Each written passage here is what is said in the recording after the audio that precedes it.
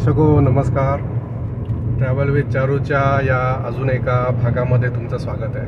आत्ता आहे 30 डिसेंबर आणि आता सकाळचे साधारणतः 6:30 पावणे 7 वाजत आले आणि आता आम्ही एक्सप्रेसवेला आहोत. पुण्यावरनं आम्ही जस्ट निघालो आहे आणि इयर एंडचं जे सेलिब्रेशन आहे, आज आहे 30 डिसेंबर, उद्या 31 डिसेंबर. तर त्याच्यासाठी आम्ही अलिबाग आणि नागाव, म्हणजे अलिबाग खरं तर नाहीच, नागावलाच चाललो आहे. आणि आता एक्सप्रेसवे जस्ट आमचा सुरू झालेला आहे आणि रस्त्यावरती तशी गर्दी पण कमी आहे. त्याच्यामुळे म्हणलं आता एक साधारणतः 4 ते 5 मिनटं आपल्याला टोल नाका येईस्तोवर वेळ आहे. तर एकदा तुमच्याशी गप्पा मारून हे मागचं पूर्ण वर्ष आमचं कसं गेलं ट्रॅव्हल विथ चारूचं, आम्ही ट्रॅव्हल विथ चारू कसं सुरू केलं, या सगळ्या 1-2 मिनटात तुमच्याशी गप्पा माराव्यात. आणि उद्याचा दिवस, खरं तर आजचा दिवस पण आणि उद्याचा दिवस पण आमच्यासाठी, म्हणजे मी चारुदत्त आपटे जो तुमच्याशी आत्ता बोलतोय आणि प्रत्येक वेळेला कॅमेराच्या मागे माझी मिसेस असते मनीषा आपटे, यांच्यासाठी, म्हणजे आमच्या दोघांसाठी रादर हे 2 दिवस अतिशय महत्त्वाचे आहेत. तर ते का महत्त्वाचे आहेत हे मी तुम्हाला आयदर थोड्या वेळाने किंवा ज्या वेळेला आम्ही तिथे नागावला आमच्या होमस्टेमध्ये पोहोचू त्या वेळेला सांगेन. काय कधी सांगायचं मनीषा? आत्ता सांगायचं का नंतर सांगायचं? सरप्राईज ठेवूया, थोडंसं नंतर सांगूया. ठीक आहे, हरकत नाही. तर हे 2 दिवस आमच्यासाठी खूपच असे स्पेशल आहेत. तर ते मी तुम्हाला नंतर सांगतो का आमच्यासाठी स्पेशल आहे ते.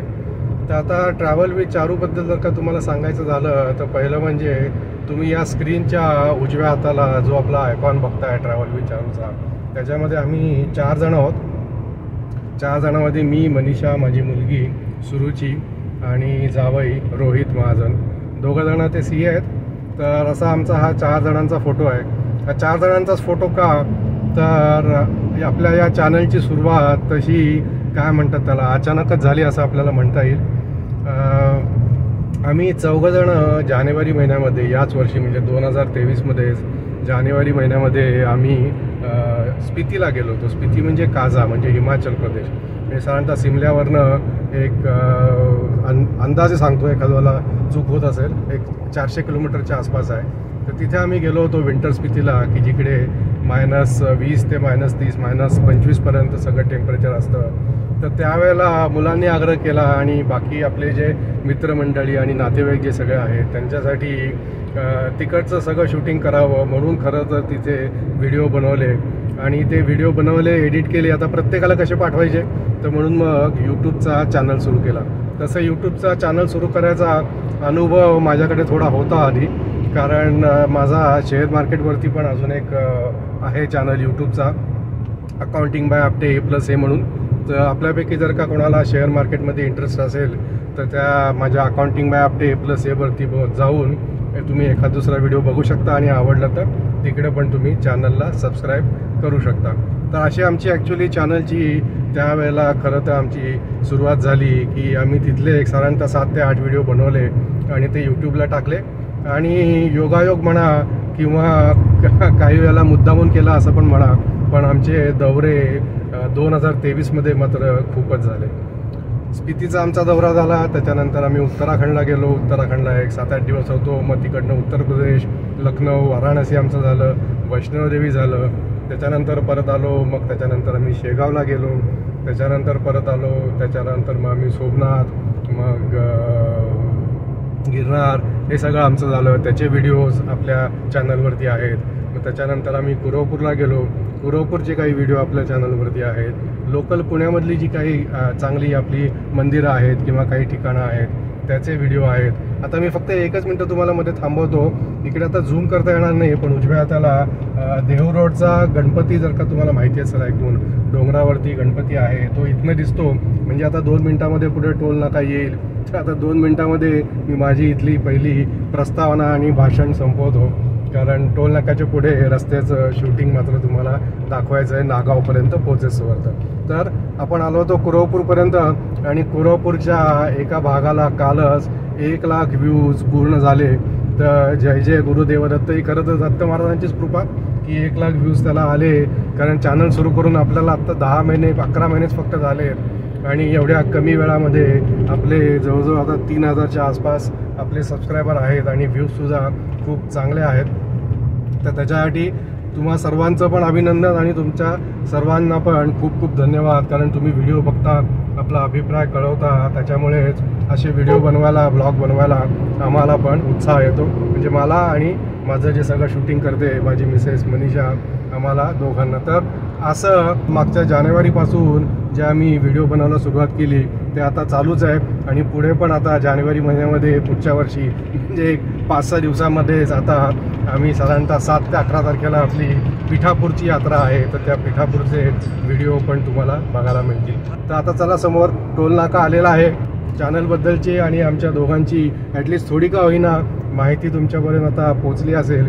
तर आता टोल नाका क्रॉस झाला आणि कामशेतच्या आसपासचा रस्ता आला की तो रस्ता तसा थोडा सिनिक आहे आणि मग घाट रस्ता खोपोलीवरनं आपला लेफ्ट टर्न आहे नागावला जायला. तर खोपोलीवरनं लेफ्ट टर्न घेतला की मग तो पण रस्ता चांगला असणार आहे.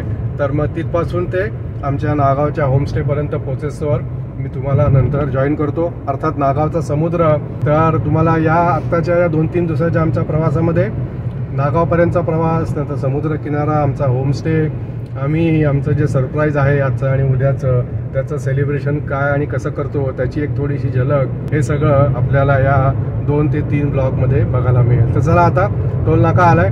टोल नाका गेला की कामशेतच्या जवळपास मी तुम्हाला जॉईन करतो. जय जय गुरुदेव दत्त.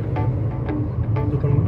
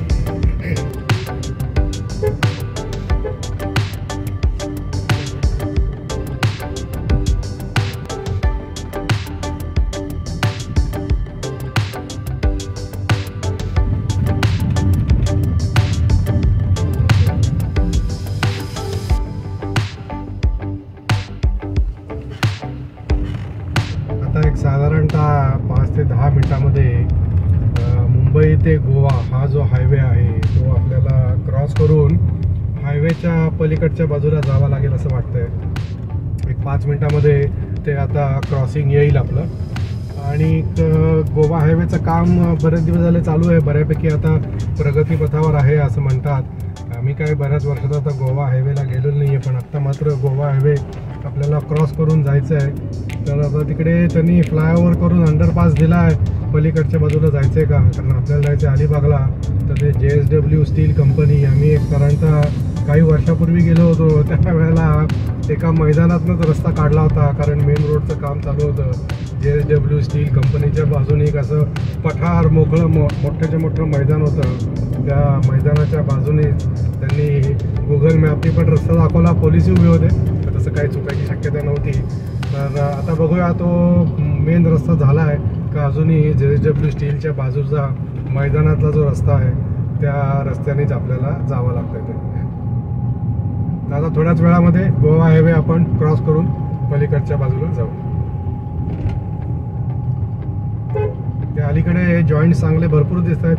मिसळ आहे, नंतर साऊथ इंडियन नाश्ता आहे, आपला पोहा उपमा तर आहेच आहे, चायनीज पण आहे. पण सकाळच्या वेळेला आपण कोण चायनीज खाणार तयार पण नसेल, पण पोहा उपमा, उपीट, शिरा आणि मिसळ असे बरेच ठिकाणी इकडे जॉईंट्स दिसत आहेत.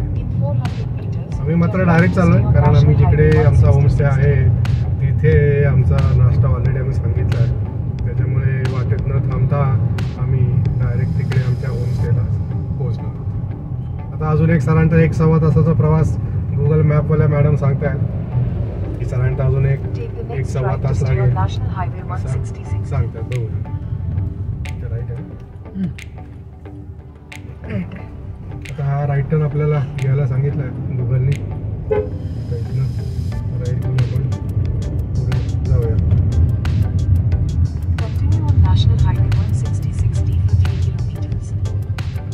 रस्ता तर एकदम चांगला दिसतोय आणि पुढं रस्ता वरती गेला आहे, म्हणजे फ्लायओव्हर केला आहे का काय आणि खालनं गोवा हायवे का काय अशी शक्यता वाटते. पण बघूया, मलाही नक्की माहिती नाही, कारण या साईडला आता तसं बऱ्याच वर्षांनी आम्ही येतोय. तर इथनं त्यांनी गोवा हायवेलाच आपल्याला घ्यायला सांगितलं आहे, म्हणजे इथनं लेफ्ट टर्न घेऊन परत पुढे राईट असणार असा माझा अंदाज आहे.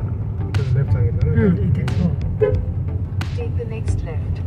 म्हणजे इथनं आपल्याला सरळ जायचं नाही आहे आणि बरोबर हा गोवा हायवेचा आहे वरचा. आता इथनं लेफ्ट घ्यायचं आहे आपल्याला आणि मग पुढे थोडंसं गेलं की परत राईट घ्यायचं.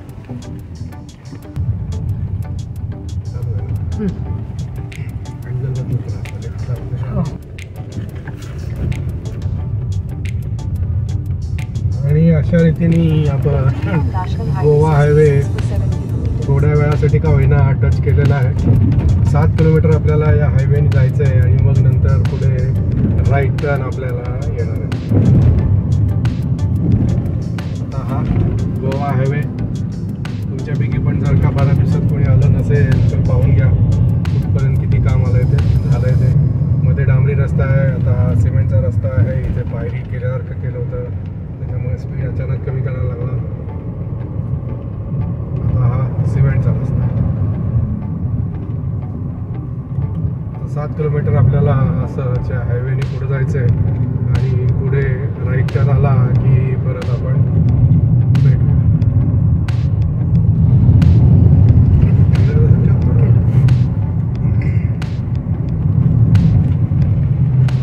खोपोलीच्या रस्त्यावरनं आलो की 7 ते 8 किलोमीटर गोवा हायवेने आपल्याला जावं लागतं. पण या 7 ते 8 किलोमीटरचं जे अंतर आहे गोवा हायवेचं, त्याच्यावरनं जो ओव्हरऑल गोवा हायवे अजूनही कसा असेल याचा अंदाज आपण बांधू शकतो. त्याच्यानंतर गोवा हायवे सोडून आपण लेफ्टला खाली उतरतो आणि आता अलिबागला जाण्यासाठी पाटी आहे तिथे कुठनं खाली उतरायचं. ते एक छोटासा फ्लायओव्हर लागतो, तो चुकून आम्ही घेतला नव्हता, पण तो पण फ्लायओव्हर घेतला तरी चालणार आहे. आणि थोडंसं पुढं आलं की आता आपल्याला अलिबागसाठीचा राईट टर्न लागेल. पण मागच्या वेळेला इथनं बहुतेक उजवीकडनं असेल तिकडनं करून घेऊ. आता समोर बघता हा मोठाच्या मोठा एक फ्लायओव्हर बांधलेला दिसतोय, त्यामुळे आता इथे राईट टर्न घ्यायचा आणि या अलिबागवरनं येताना परत गोवा हायवेला लागू. त्यावेळेला मात्र प्रचंड गर्दी असायची, पण आता या फ्लायओव्हरनी ही सगळी गर्दी गेलेली दिसते. आणि आता अलिबागची पाटी आली आहे. मुरुड आणि अलिबाग उजवीकडे आणि वडखळ डावीकडे, म्हणजे वडखळवरनं आपण पालीला वगैरे जाऊ शकतो. आता हा जो रस्ता आहे हा राईट टर्न आहे. तिथनं राईट टर्न घेऊन आपण आता अलिबागच्या दिशेला, मेन जो अलिबागचा रस्ता आहे प्रॉपर, त्या अलिबागच्या रस्त्याला आता आपण लागलेलो आहे. आणि या चौकामध्ये आधी ट्रॅफिक जाम प्रचंड व्हायचा, कारण इथे राईट टर्नसाठी एवढी गर्दी असायची, त्याच्यामुळे प्रचंड जाम व्हायचा. पण हा जो आता आपण रस्ता जो बघतोय त्याच्या उजव्या हाताने आम्ही, मला आठवते, आलो होतो. तिथे पुढं आता JSW कंपनी येईल, त्या तिथे मैदानातनं त्यांनी जो रस्ता काढलेला, आणि तो मागच्या बाजूने रस्ता काढून हा जो आता आपला रस्ता आहे समोरचा, त्या समोरच्या रस्त्याला त्यांनी पुढं येऊन तो जॉईन केलेला होता.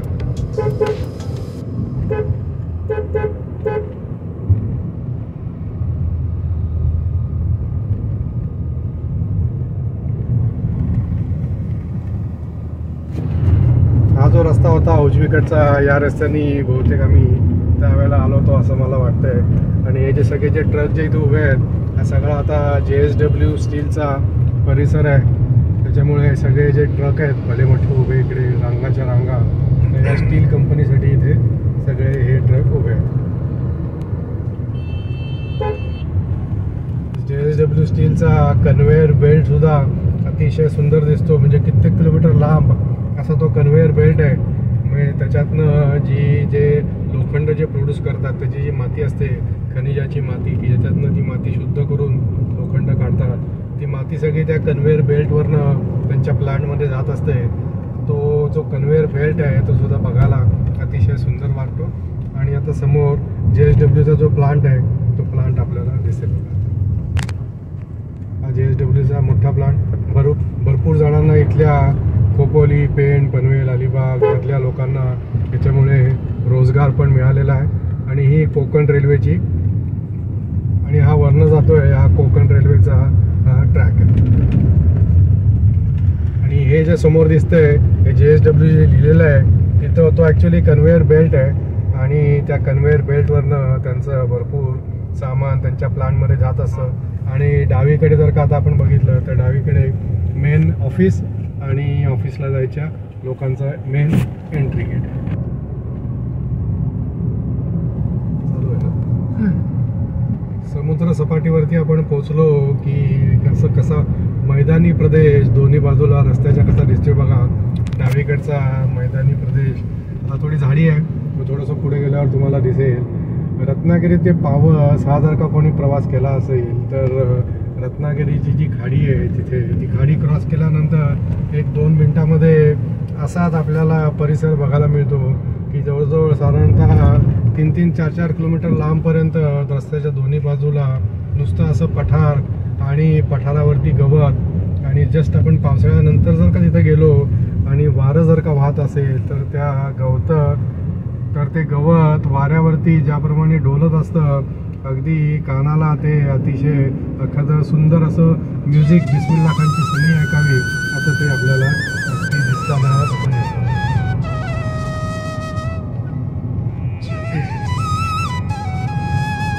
एक साधारणतः 30 ते 40 मिनिटामध्ये आपण आपल्या मुक्कामाच्या ठिकाणी, जो आजचा मुक्कामाचं आमचं ठिकाण आहे नागावचं, तिथे पोहोचू.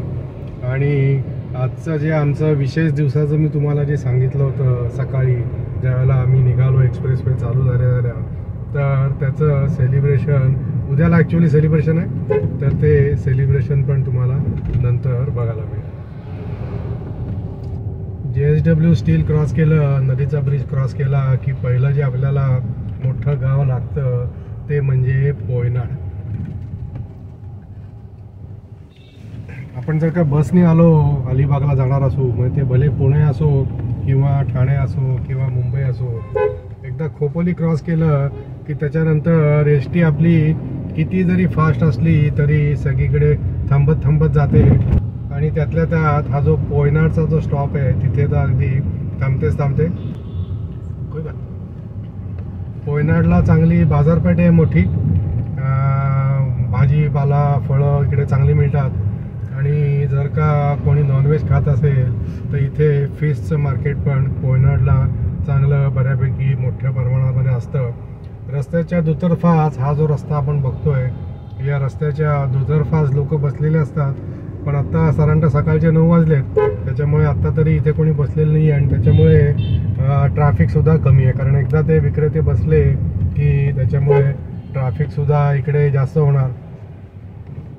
पण आत्ता ते नसल्यामुळे ट्रॅफिक त्या मनाने कमी आहे. हा डावीकडचा रस्ता जो आहे हा पालीला जातो. इकडनं 41 किलोमीटर अंतरावरती पाली आहे. पाली म्हणजे आपलं अष्टविनायकपैकी पाली. अर्थात गोवा हायवे परत क्रॉस करावाच लागतो पालीला जायचं असेल तरी. तर इथनं रोहा 65 किलोमीटर, मुरुड 15, अलिबाग 15 किलोमीटर. तर या 15 किलोमीटरला गुगलवरती अर्धा तास दाखवते, कारण सिंगल रोड आहे. हा रस्ता अजूनही आहे तसाच आहे. म्हणजे आम्ही मागच्या वेळेला अलिबागला साधारणतः एक 10 वर्षापूर्वी आलो असून त्यावेळेचा जो रस्ता होता आणि आत्ताचा रस्ता आहे, रस्त्याच्या रुंदीमध्ये काही फरक नाही आहे, पण क्वालिटी मात्र चांगली आहे. आता रस्ता आहे स्मूथ. छोटा असला तरी रस्ता चांगला स्मूथ आहे.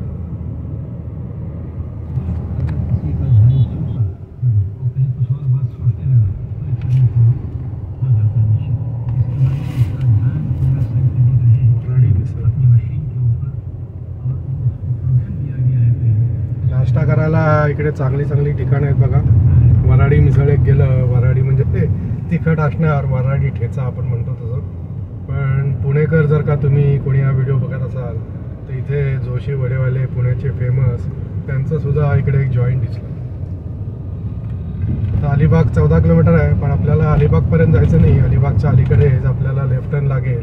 रेवदंडा रोड जो आहे त्या रेवदंडा रोडला आपल्याला लागायचं, कारण आपलं मुक्कामाचं ठिकाण हे नागाव कारण आपलं मुक्कामाचं ठिकाण नागाव हे जे गाव आहे त्या नागाव आपण जाणार आहोत. नावातच त्याच्या गाव आहे नागाव. या गावात आपण जाणार आहोत. जीन्स विकत घ्यायच्या असतील तर इथे 1000 रुपयामध्ये 4 जीन्स अशी डावीकडे पाटी आहे बघा. डावीकडे पाटी आहे बघा. जसं अलिबाग जवळ यायला लागलंय तशी रेस्टॉरंटची संख्या सुद्धा आणि रेस्टॉरंटचा साईजसुद्धा भरपूर आता दिसायला लागलं. म्हणजे मोठ्या साईजचे आणि जास्त रेस्टॉरंट टप्प्याटप्प्याला असे.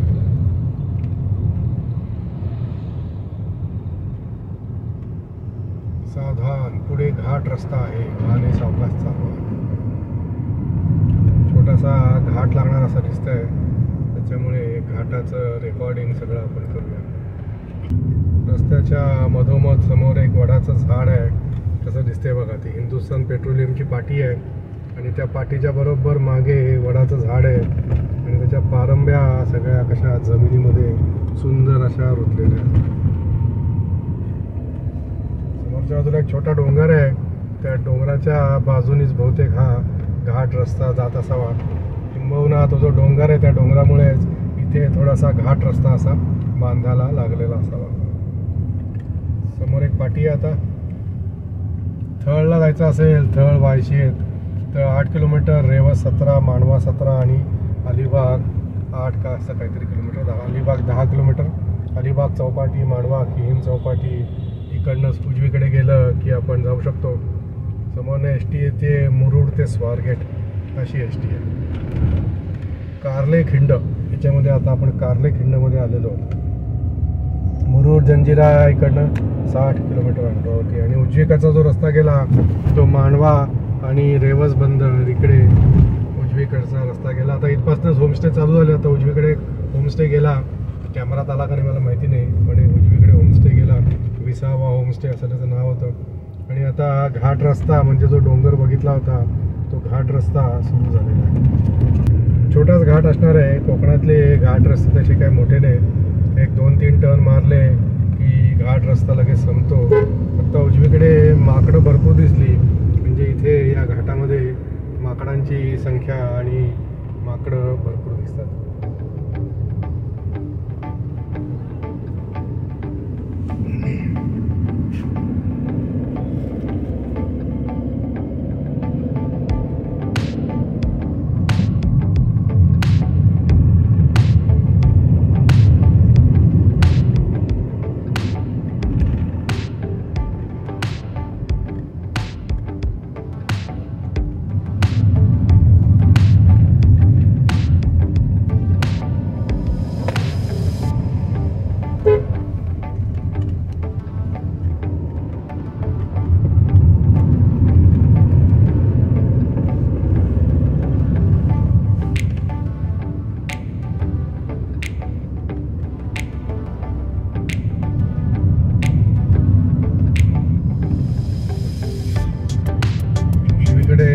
घाटामध्ये जसं एक छोटंसं मंदिर असतं तसं एक मंदिर उजवीकडे आता आलेलं आहे. म्हणजे घाट माथ्यावरती नॉर्मली असतं. पातृदेवी असं मंदिराचं नाव होतं. बहुतेक पातृदेवी, एखाद्याला नाव चुकलं असेल पण देवीचं मंदिर तिथे होतं. मग अशी म्हटलं तसं घाट माथ्यावरतीच मंदिर होतं, कारण आता उतार परत सुरू झाला आहे. म्हणजे त्या डोंगर चढलो आणि परत आता आपण खाली उतरायला सुरुवात झालेली आहे. साधारणतः 5 ते 6 मिनटामध्ये कोकणातला कुठलाही घाट असो, म्हणजे जे प्रॉपर आपण जातो कोकणामध्ये तिथले काही घाट मोठे आहेत. केळशीचा घाट असेल किंवा दुसरे घाट आहेत ते मोठे आहेत, पण हे इथले जे घाट आहेत ते सगळे छोटे छोटे 5-6 मिनटात संपणारे असे आहेत.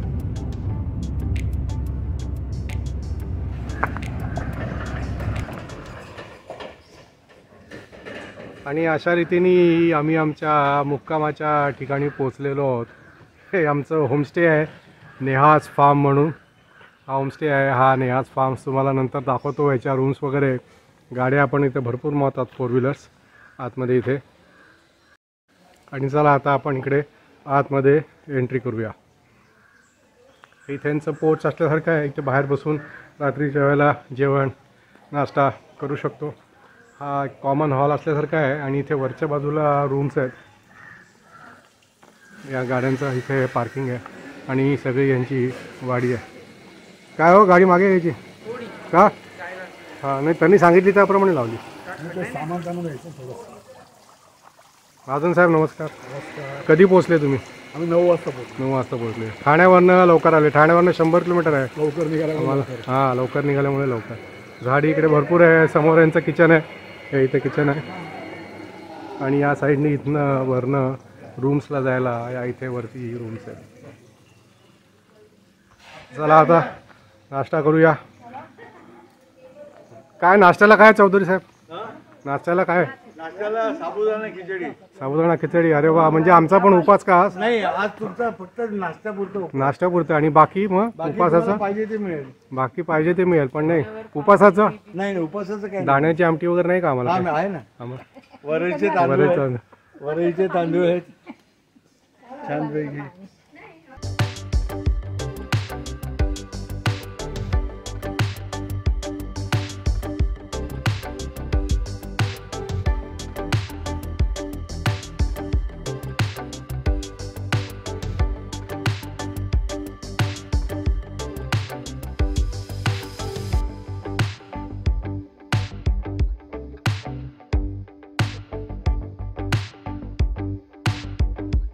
चालू झालेला आहे. बाप आणि लेक, 2 विहिणीबाई आणि जावई आणि विजेते आहेत चारुदत्त आपटे आणि टीम मधले खेळाडू महाजन साहेब. आम्ही जिंकलेलो. आम्ही वर्ण घेणार.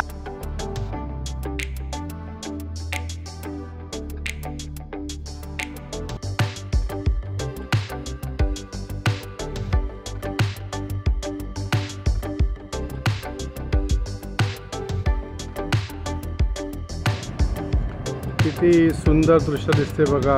घोडागाडी, 2 घोडे, वरती सूर्य, खाली पाण्यात सूर्य आणि घोडागाडीच्या बाजूला पण सूर्य.